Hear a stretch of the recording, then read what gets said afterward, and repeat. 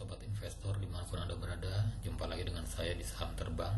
Kali ini saya akan bahas 4 saham yang bergerak di perkapalan ya, dengan report keuangan semester 1 yang sudah rilis. Di sini ada Samudra Indonesia, Pelita Logistik, Transpower, dan Nelly.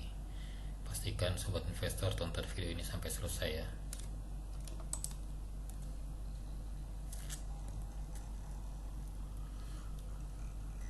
Disclaimer seperti biasa, untuk mendukung channel ini jangan lupa like, subscribe, dan komen agar tidak ketinggalan.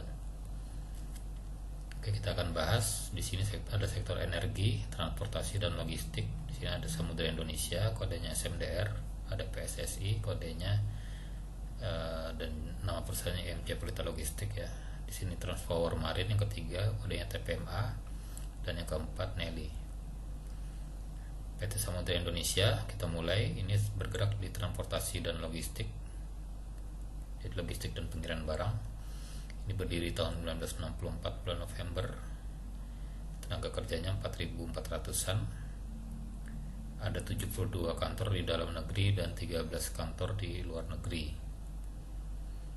Catatan sahamnya dari 99 ya, 1999. Kemudian tahun 2022 mereka stock split 1:5. Ini kepemilikan sahamnya ada PT Samudra Indonesia Tangguh 57,98%, PT Ngurumat Bondo Utomo 14,36%, terus masyarakat ada 27,05%. Jumlah saham 3,2 miliar sebelum stock split ya, tinggal dikalikan 5. Untuk operasional area mereka di Indonesia itu hampir semua pulau ya.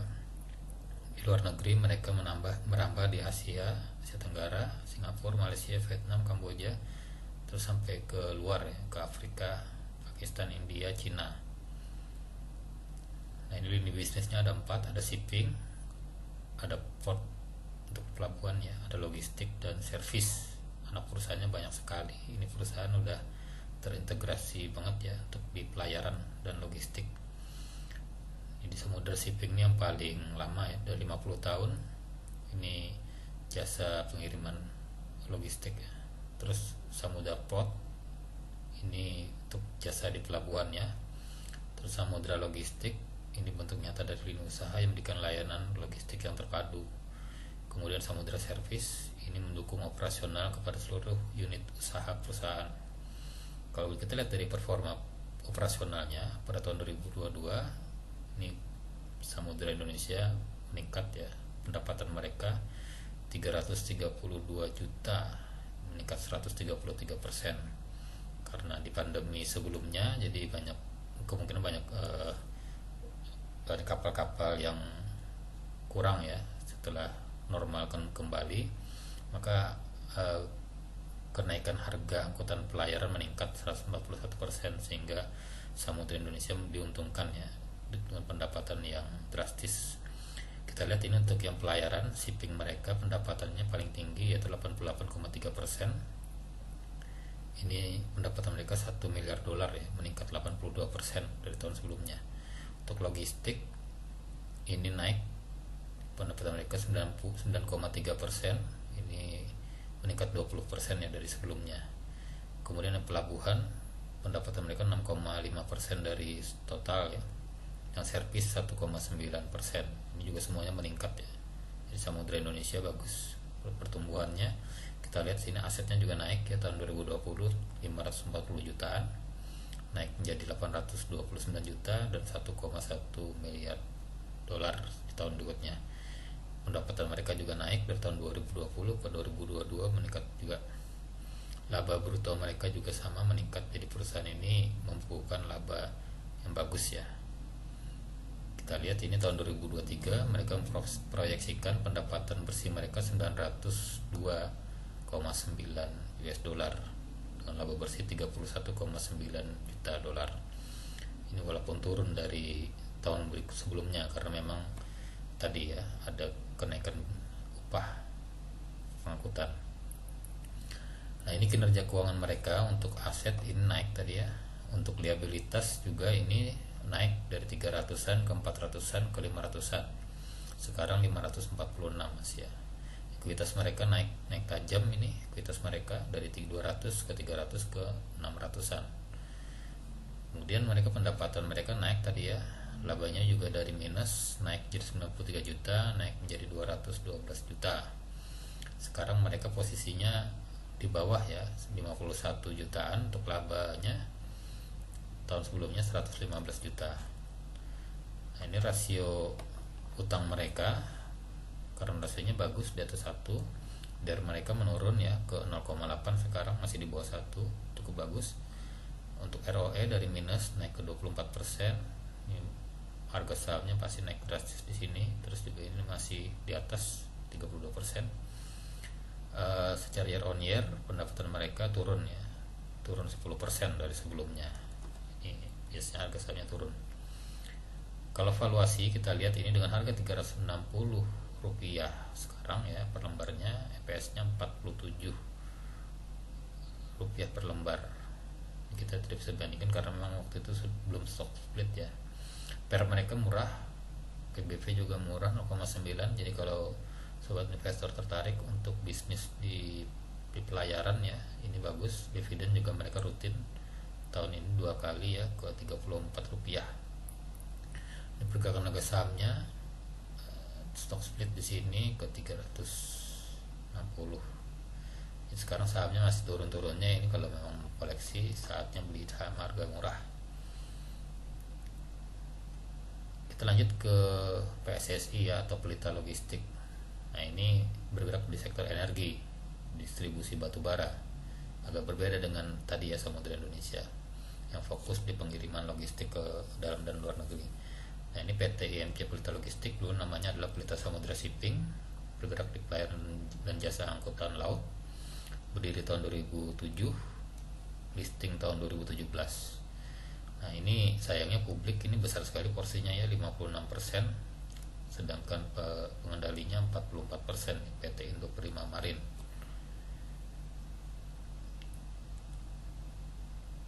Oke, jumlah saham yang ada ini 14,5 juta ya. Sorry, ini jumlah sahamnya di sini ya, 5,4 miliar lembar. Saya baca ini tadi. Sorry. Oke, untuk perjalanan perseroan ini tahun 2007 mendirikan perusahaan, kemudian mengakuisisi beberapa kapal ya, kapal tunda, kapal tongkang, kapal tongkang ini yang menarik atau mendorong kapal tunda ya. Kemudian muatan apung dan floating bulk unloader di tahun 2010. 2011-nya melakukan blending transshipment sampai 2015. Kemudian 2016 sampai 2018 ini expand ke daerah Berau, Sangkulirang, ini daerah-daerah ini ya, batu bara ya, dengan kapal curah. Kapal curah ini besar sekali nih, mother vessel nih. Kemudian melakukan diversifikasi ke selain batu bara nih, ada nikel, pasir besi, silika. Ini bagus, jika harga batu bara turun mereka masih ada opsi di komoditi yang lain ya. Ada kontrak dengan Inalum dan Aman Mineral. Sudah memasukin pasar Asia Tenggara nih. Tahun 2021 mereka sudah mulai masuk mother vessel-nya untuk ke Teluk Persia dan Rusia ya. Kemudian tahun 2002 melakukan buyback saham serta mengganti namanya menjadi IMC Pelita Logistik. Aset perseroan ini kita lihat, fasilitas muatan apung ini turun ya dari 3 ke 2. Kapal tunda juga takbotnya turun 41 ke 38. Tongkang turun, jadi semuanya turun ya. Kapal curah juga turun. Nah, yang naik cuman ini tongkang derek apung. Kegiatan alur operasi mereka dari pelabuhan ke tongkang ditarik ya, terus dipindahkan ke mother vessel. Ini wilayah operasional mereka di Indonesia, hampir semua pulau dan juga ke beberapa negara ya. Jangkauannya udah luas ini untuk PSSI. Kinerja keuangan untuk total aset juga nambah ya, nambah terus dari tahun ke tahun, 146 juta, 161 juta, 179 juta. Untuk ekuitas ini nambah juga dari 94 juta ke 114 juta ke 179 juta. Untuk pendapatan ini juga nambah ya, bagus ini. Untuk laba tahun berjalan juga nambah. Jadi semuanya bertumbuh ya. Kita lihat ini utang mereka, kita lihat ini dari tahun 2020 dari 52 juta ke 46 juta ke 33 juta. Ini turun sebenarnya di tahun 2022, tapi 2023 ini mereka naik utangnya jadi 51 juta. Untuk rasio keuangannya kita lihat ini rasio utang mereka bagus untuk yang current rasio, dan DER-nya juga bagus ya, masih di bawah 1. ROE ini meningkat dari 8,9 ke 21 dan ke 28%. Sekarang mereka di 19%, lebih tinggi dari tahun sebelumnya yang meningkat 7%. Pastinya ini harga sahamnya udah naik. Jadi teman-teman jangan terlambat kalau beli. Ini udah 555 ya harga sekarang. Jadi kita anggap harganya di 565. Ini earning per share-nya Rp83, PER-nya masih murah 6,8, PBV-nya sudah 1,3 ya. Tapi ini sudah masih harga yang cukup wajar. Kalau teman-teman mau beli masih bisa kemungkinan naik lagi ya. Mudah-mudahan masih bisa naik ke mungkin di sini 800 ya. Siapa tahu bisa naik. Tapi untuk jangka panjang bisa lebih cukup bagus lagi. Kalau saya lebih tertarik untuk investasi jangka panjang sih, dan ngejar harian. Oke, untuk selanjutnya ini TPMA, Transport Marin, sektor energi dan distribusi batubara juga sama ya. Jadi berdiri tahun 2005.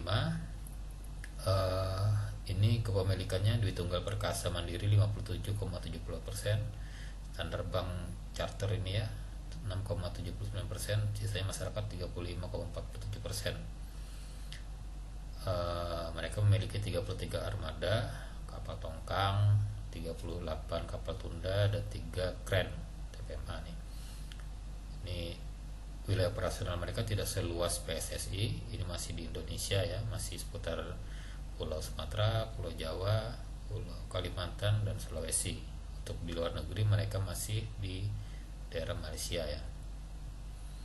Ini pemegang sahamnya tadi, jumlah sahamnya sekarang 2,6 miliar. Mereka juga punya entitas anak Translogistik Perkasa yang dimiliki 30%.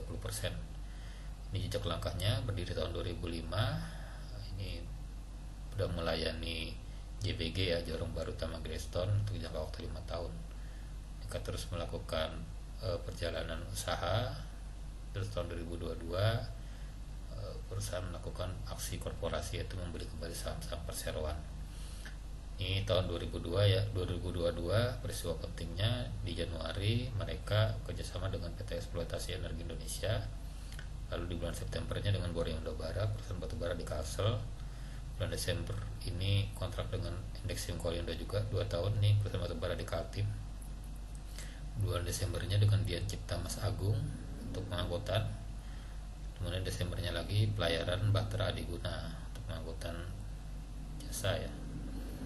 Kinerja keuangan TPMA ini kita lihat untuk aset ini agak turun dari 103 ke 99. Tahun 2022 nya ke 107, meningkat. Sekarang di 110. Untuk utang mereka ini turun ya, dari 26 ke 22 juta ke 18 juta. Tapi sekarang utangnya naik di 23 juta. Untuk ekuitas mereka naik dari 77 ke 88, sekarang di 87. Oke, untuk rasio utang mereka bagus, sekarang rasionya di atas 1, dan DER mereka 0,3 ya, bagus sekali ini. ROE juga naik dari 2,7 ke 5,1 ke 16,1%. Secara year on year ROE nya naik dari 6,7 ke 10,4. Jadi TPMA juga bagus dari segi penghasilan mereka. Pergerakan harga sahamnya dari 200-an naik 1000, turun, terus sekarang longsor ya di 2023 ini di 500-an. Siapa tahu kalau beli sekarang bisa nanti harganya 1000 ya. Kalau akhir tahun sih kemungkinan, kalau pendapatannya konsisten ya. Kita lihat valuasinya sekarang di 1,1 PBV-nya, atau PER sudah 10 kali. Jadi kalau harganya bisa turun ke 400-an, ini bisa kita koleksi ya. Saya juga tertarik kalau segitu. Mereka bagikan dividen di 11,3% ya, Rp60. Oke, terus lanjut ke pelayaran Nelly Dwi Putri Tbk. Ini sama ya, transportasi dan logistik, tapi ini sekarang lebih ke batubara sih. Jadi Nelly ini adalah perusahaan yang bergerak dalam bidang jasa dan konsultasi pelayaran. Mereka juga ada punya anak perusahaan, yaitu Permata Barito Shipyard dan Engineering. Ini untuk fabrikasi ya, perakitan kapal dan perbaikan. Yaitu jasanya ada pelayaran dan juga pemeliharaan dan perbaikan kapal. Berdiri tahun 1977. Kemudian kegiatan usahanya ini ada 3, yaitu kapal tunda dan tongkang. Ini beberapa kapal tunda dan kapal tongkang mereka ya, ada juga yang besar. Terus kapal kontainer juga ada, ini untuk ini kargo ya. Terus galangan kapal tadi untuk fabrikasi kapalnya. Kinerja keuangan Nelly ini cukup bagus ya, kalau saya lihat ini. Kalau kita lihat data di tahun 2020 stabil di 60. Untuk asetnya yang biru ini ya, yang biru naik dari 500-an ke 600-an, sekarang di 700-an. Untuk liabilitas mereka ini 69 turun ke 60, naik lagi ke 69, sekarang utangnya naik jadi 92. Ekuitas mereka terus bertumbuh dan sekarang di 651. Kita lihat keuntungan mereka ya, laba mereka untuk kuarter 2 ini pendapatan naik 2 kali lebih ini dari tahun sebelumnya. Jadi teman-teman bisa bayangkan kalau ROE-nya tahun kemarin 21%, ini bisa 30%-an di sini proyeksinya ya. Dia kan dapatnya 17,6% ya. Padahal Juni 2022 itu cuma 6,7%. Jadi bisa dibayangkan ini kalau dia lancar ya, bisa 30-an% atau bahkan mungkin 40%. Nah, ini sangat bagus ini dari performa kinerja keuangannya, dan pastinya harganya sudah mahal ini. Jadi harganya loncat ini ya, dari tahun 2020 ini 100-an naik ke 200-an, 400-an, sempat di 600 kemarin itu ya. Sekarang udah turun di 575. Dengan harga 575 ini PBV-nya sudah 2 kali. Ini kurang menarik kalau saya sudah lihat ini. Kalau kemarin harganya masih di 300-an, kita beli ini udah beggar ya, udah bisa senang kita. Oke, dividen juga cukup bagus. Nah, itu. Tapi kalau teman-teman untuk hold jangka panjang ya nggak apa-apa, beli di harga sekarang. Tapi kalau saya menunggu dia turun lagi, entah kapan itu, karena performanya lagi bagus. Oke, kesimpulan dari saya untuk 4 emiten ini, SMDR tadi ya, SMDR performanya lagi turun, tapi valuasinya murah. PBV-nya 0,6, utangnya juga 0,8, ROE memang masih belum menunjukkan ini ya, karena memang dari tahun sebelumnya mereka mencatatkan keuntungan yang tinggi. Jadi tahun ini untuk mendapatkan keuntungan yang sama itu udah susah. Tapi untuk jangka panjang SMDR bagus karena PBV-nya masih murah. Dan ini perusahaan juga tumbuh berkembang dengan baik ya, mempunyai lini usaha yang sudah terintegrasi tinggi. Terus yang kedua untuk PSSI, ini PSSI tadi udah pengangkutan batu baranya udah sampai ke luar negeri ya. Jadi wilayah operasionalnya udah jauh. Terus memang secara valuasi PSSI, TPMA dan Nelly ini kan sama-sama ya, bisnisnya sektornya hampir sama. Nelly yang paling mahal PBV-nya. Terus untuk yang TPMA sama PSSI itu yang masih bisa kita koleksi ya. Jadi itu kalau teman-teman berniat ke batubara tinggal pilih. Kalau saya lebih tertarik ke PSSI atau TPMA. Mungkin TPMA yang akan saya ini karena masih bisa terus bertumbuh kembang ya. Dia masih operasionalnya masih Indonesia. Kita lihat juga kalau PSSI tadi kan saham pengendalinya lebih banyak ini ya, lebih banyak yang jumlah persentasenya lebih banyak masyarakat gitu maksudnya. Tapi kalau teman-teman tidak mau di bisnis energi ya, Samudra Indonesia itu cocok karena itu bergantung harga komoditas ya, bergantung sekali sama pengiriman kelancaran itu. Jadi secara pertumbuhan juga Samudra Indonesia bagus. Oke, itu saja dari saya. Terima kasih atas perhatian sobat investor semua. Semoga sehat selalu. Assalamualaikum warahmatullahi wabarakatuh.